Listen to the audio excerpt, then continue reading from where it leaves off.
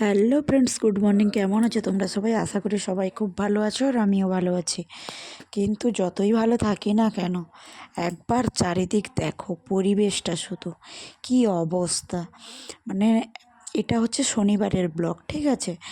আর সকাল থেকে অঝোরে বৃষ্টি আর বাতাস, সেই সঙ্গে দেখো মেঘটা, এখনও মেঘটা যেন গম্ভীর হয়ে আছে আর জল থই থই করে। আমাদের এই যে সামনেটার পোর্শন দেখো কি অবস্থা, মানে শ্যাওলা পড়ে গেছে, বাইরে একদম বেরানো যায় না বললেই চলে।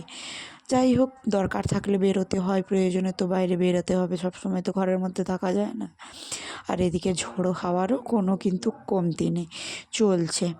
তো মোটামুটি সকাল থেকে ঘুম থেকে উঠে ফ্রেশ ট্রেশ হয়ে চাটা খাওয়া হয়ে গেছে আমাদের। তারপর বসে বসে দুপুরের মেনু নিয়ে অনেক পরিকল্পনা হলো, কিন্তু পরিকল্পনা করে কি হবে বলো? আজকে তো আমাদের নিরামিষ, শনিবার, তোমরা তো আগের ব্লগেও দেখেছো আমাদের নিরামিষ থাকে। তো নিরামিষ কী খাবো কি না খাবো, আর নিরামিষ মানেই ডাল দিয়ে ভাত খেতেই হয় এরকম, যেটা হলো তোমাদের দাদাভাইয়ের ব্যাপার। তো ডাল তো আমি করি, তখন অনেক ভেবে চিন্তেও বললো এক কাজ করো, বৃষ্টির দিনে খিচুড়ি খেতে কার না ভালো লাগে। তো আমি ভাবছিলাম যে নিরামিষের দিনে খিচুড়ি ভালো অবশ্য লাগে, বাট খিচুড়ির সঙ্গে ইলিশ মাছের ভাজা বা ডিম ভাজা ওসব কিছু না থাকলে কেমন একটা বেমানান হয়ে যায়। এই নিয়ে ফাইনালি চলে এলাম রান্নাঘরে। এসেই কিন্তু দেখতে পাচ্ছ তোমরা, আমি আলু পটল ভাজতে শুরু করেছি। মানে আলু পটলের একটা তরকারি করব, এরকমটাই আর কি। তো নিরামিষ তরকারি, কিন্তু এই মুহূর্তে না বেশি কিছু কাজ করতে ইচ্ছে করছিল না। আর এদিকে টুকটাক কিছু আলু পেঁপে সয়াবিন গাজর এসব কিছু সবজি কেটে রেখেছিলাম, চাল ডালটা ধুয়ে রেখেছিলাম, টমেটো এটাও কেটে রেখেছিলাম। আমার একদম বৃষ্টি হলেই না শুতে ইচ্ছা করে, বসে অলসভাবে দিন কাটাতে ইচ্ছা করে। আমার কিন্তু একদমই ইচ্ছে করে না যে বেশি কিছু কাজ থাকলে করে নিই, বাড়িতে আছি মানে ঘরের মধ্যে এটা ওটা করে নিই, আমার কিন্তু ইচ্ছে করে না। আমার কিন্তু শুয়ে বসে গল্প করে।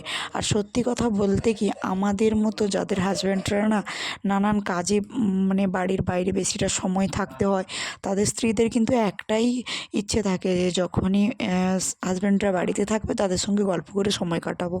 তো তোমরা তো আগের ব্লগেও দেখেছো, বা তোমরা তো জানো আমার হাজব্যান্ড মানে প্রফেশনালি স্কুল টিচার। তো ওকে তো প্রায় 10টা থেকে 5:30 অবধি বাড়ির বাইরে থাকতে হয়।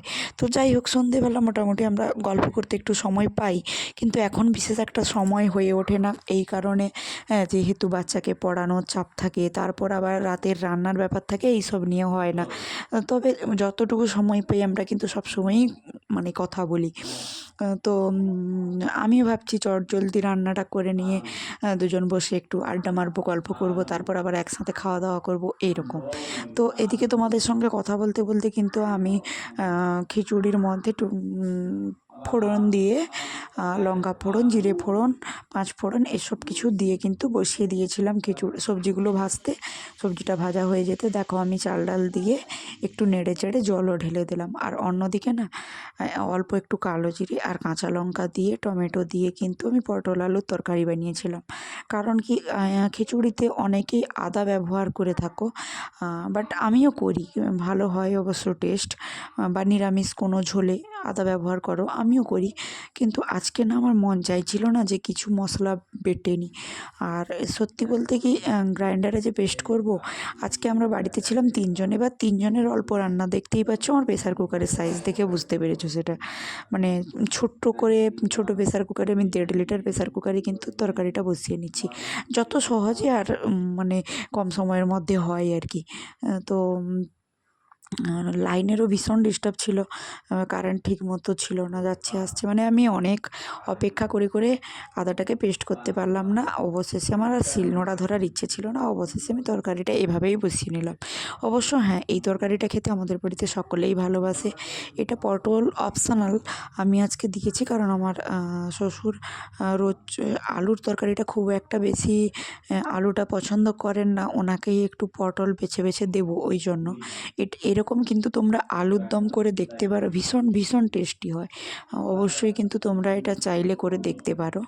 আর এদিকে আলু পটলের তরকারিটা এক সাইডে বসিয়ে দিলাম, অন্য সাইডে কিন্তু আমার খিচুড়িটার ফুট উঠে গেছে। আর এদিকে আমি কিন্তু খিচুড়িটা প্রায় সেদ্ধ হয়ে এসেছিলো, তাই চিনি টিনিও দিয়ে নিলাম। আর মানে চিনিটা একটু শেষের দিকে দিলে কি হয় না, চিনির একটু জল বেরায়, সেটা আবার নেড়ে চেড়ে একটু জলটাকে একটু খিচুড়িটা পাক ধরাতে হয়। আর প্রায় হয়ে এসেছিলো বলে আমি উপর থেকে একটু গরম মশলা গুঁড়ো, একটু জিরের গুঁড়ো আর একটু ঘি আর অবশেষে কিন্তু একটু লেবুর রস ছড়িয়ে দিয়েছিলাম। ঠিক আছে, এটা কিন্তু আমি অ্যাড করি, কেউ চাইলে করতে পারো, না চাইলে আবার অপশনাল। তো তোমরা কিন্তু অবশ্যই ভিডিওটা দেখে যাবে, কেউ আবার একটু দেখে বন্ধ করে দেবে, এরকমটা করো না। ভিডিওটা পুরোপুরি দেখে অবশ্যই তোমাদের নিজস্ব মতামত জানাও, কমেন্ট করো, শেয়ার করো।